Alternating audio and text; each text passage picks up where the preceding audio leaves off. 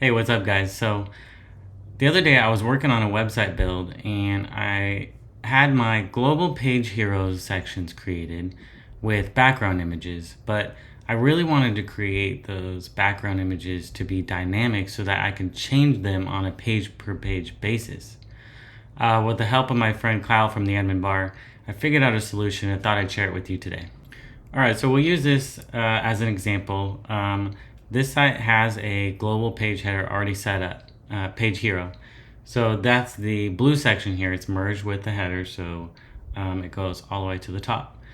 And what we want to do is insert a background image, but then make that background image dynamic so that on each individual page, I can control what that background image is, so it's not the same site-wide, but still maintains the same design and layout on every page. All right, so what we're gonna do is go to this page hero element.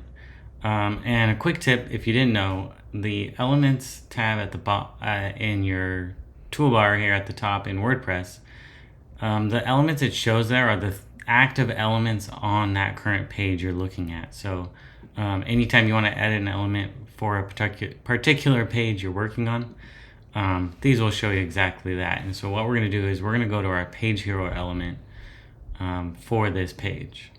So I'm going to right click that, open in a new tab.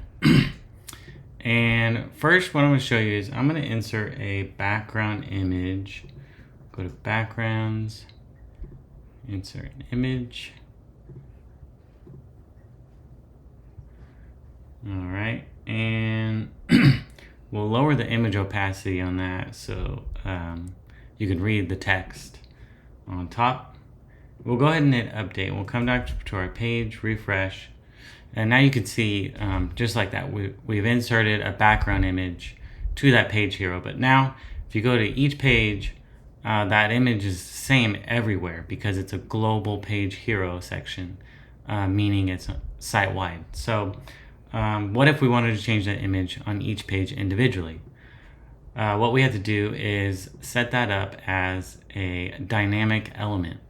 All right, so go ahead and jump back into your element and make sure you're selecting the outer container that's holding the background image. And what we're going to do is select the dynamic icon here, and in the drop down we're going to choose featured image. We're going to opt in to use a fallback image. So what that means is this image that I've already selected, if I don't select a new image on a particular page, then just this image will act as a default. So we'll enable that so that we have an image there visible at all times if we don't select one. So now let's go ahead and save our element here, and we'll go to our page. As you can see, nothing has changed because we haven't changed out those featured images. So what we do is go to our about page, and we're going to say edit page.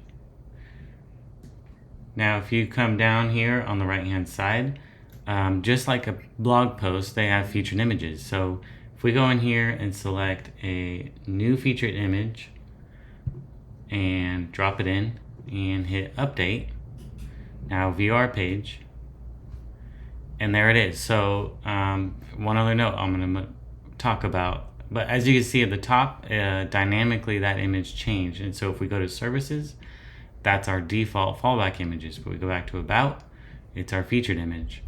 But now it is showing the featured image on the page itself, which we do not want. And so we can disable that in our site layout element. So if we hover over the element, I have a site layout element here. We're going to open that and edit it. If you don't already have one, you just go to elements, add element, and choose layout. Under disable elements, we're going to say disable featured image. Check that box. Say update. So now we'll come back to our about page, hit refresh, and now it's back to normal. I removed those featured images from our page.